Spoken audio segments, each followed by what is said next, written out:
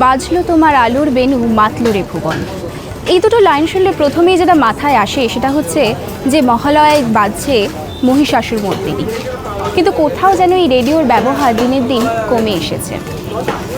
আজও কি সেই ব্যস্ততা রেডিও নিয়ে আমরা দেখতে পাই?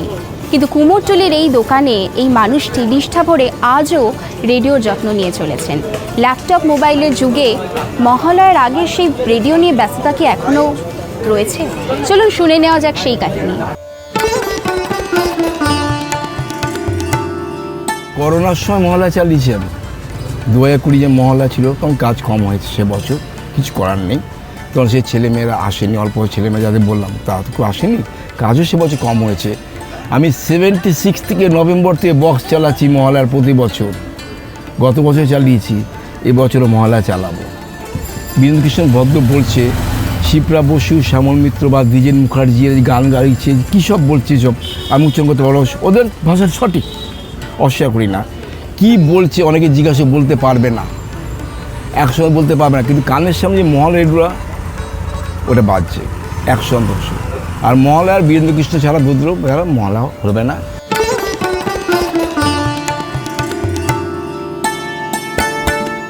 দু 2022-এ আমি 38টা সেট ডেলিভারি দিয়েছিলাম একদিনে।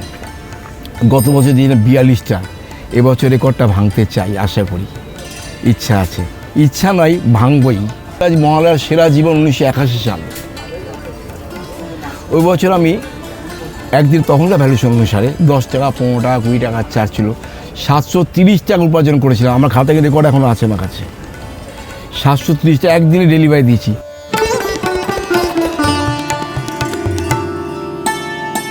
সত্যি বলতে কি, রেডিওটা 70-80 দশক মোটাই ছিল, মাঝখানে রেডিওটা নষ্ট হয়ে গেছিল। যুগের পরিবর্তনে মানুষই ঘরে ঘরে কালার টিভি চলে আসে, সিডি ডিভিডি চলে, যেটা সিনেমা শিল্প যেটা নষ্ট হয়ে গেছে, আমার রেডিও লাইনটা নষ্ট হয়ে গেছে। বাস্তব কথা বলতে লাগে, অনেক রেডিও তো উঠে গেছে।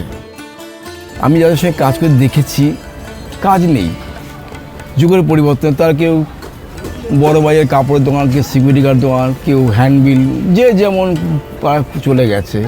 কিন্তু আমি যাইনি, সব দোকান দুটো উঠে গেছে, আস্তে আস্তে উঠে যাচ্ছে। তো আমি 76 নভেম্বর থেকে করছি।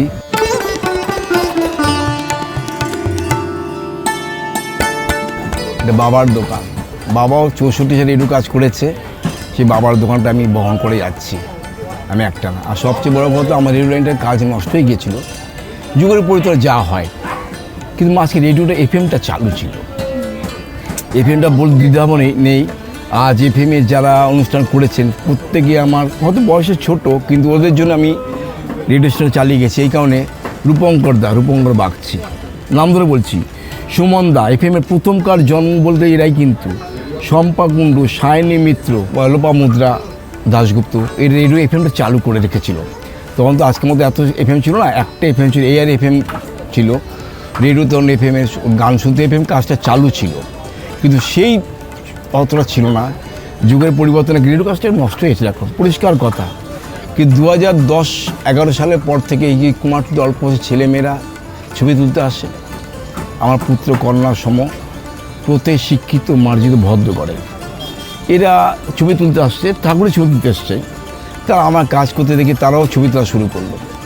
এদের বাবার বিয়ে রেডিও, দাদুর বিয়ে রেডিও, কাকার বিয়ে রেডিও বা পুরোনো ধরনের রেডিও, আমার রেডিও করে দিতে হবে।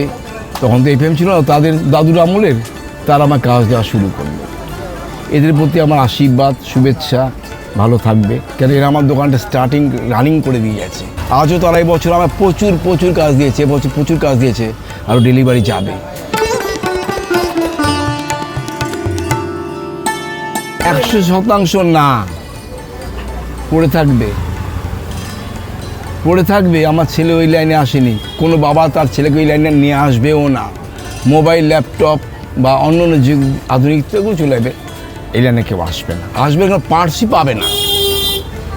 পাবে না, কাজ তো জানবে না, পার্টসও পাবে না। কিন্তু আমি যতদিন জীবিত থাকবো, আমার পুরনো পার্টস প্রচুর রয়েছে, প্রচুর 72 থেকে 65 থেকে পুরনো Philips, Bush, Murphy, telephone, coil, valve, সব রকম পার্টস আমার কাছে আছে।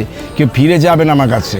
হ্যাঁ, রেডিওটা সাধারণত কন্ডিশন থাকা চাই, একেবারে শেষ মুহূর্তে বা যে বই বলে না আইসিইউ না কি বলে মেডিকেল ওরকম পর্যায়ে এসে তো অসুবিধা হয়ে যায়, কিছু কন্ডিশন থাকা চাই, হয়ে যাবে, কোনো চিন্তা নেই, করে দেবো। তা পুরনো রেডিও তো এফএম তো তখন ছিল না, ওই আকাশবাণী খবর মহালয়া এগুলো শুনতে পাবে, অসুবিধা কিছু নেই।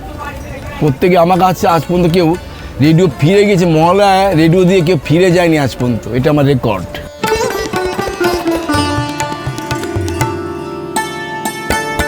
আমার প্রতি বছর 4-5 রেডিও এখনও এবার স্টক থাকে। আপাতত এটা নিয়ে মহালয়া শোনো, পয়সার ব্যাপার নেই, সম্পর্ক ব্যাপার। অন্যান্য দিন বুধবারের জায়গায় বৃহস্পতিবার শুক্রবার বলতে পারবো, ওইটা বলা যাবে না।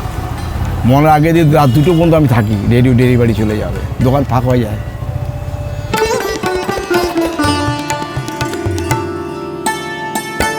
হ্যাঁ যাই বলবো এ খবর না, সকালবেলা বাজার করা যাওয়া সব কুমারটুলির পার্কটা দেখে এলাম, বা কুমারটুলির পার্কের দিকটা দেখে এলাম, এই টুকটুকটাক, সেইভাবে দেখা হয় না। আগে যেতাম, পুজোর সময় আমার দোকান খোলা থাকে তো, এই যে পুজোর সময় যারা ঠাকুর দেখতে বেরোয় তারা বলে এই দোকানটা আমার পুজোর সময় তো খরিদ্দার পাই আমি তখন। আমি তখন তো আর রেডিও নিয়ে বেরোয়নি, জামা প্যান্ট জুতো পরে ঘুরতে বেরিয়েছি, কিন্তু কাজগুলো পাই, ফোন নাম্বার টোম্বার সব নিয়ে নেয়, পুজোর পর তারা আমার কাছে আসে, নানান জায়গা থেকে আসছে তারা, সেই খরিদ্দারগুলো আমি পাই, অসুবিধা কিছু হয় না, সারা বছরই আমার কাজ। তবে বর্ষার একটু অসুবিধা হয়।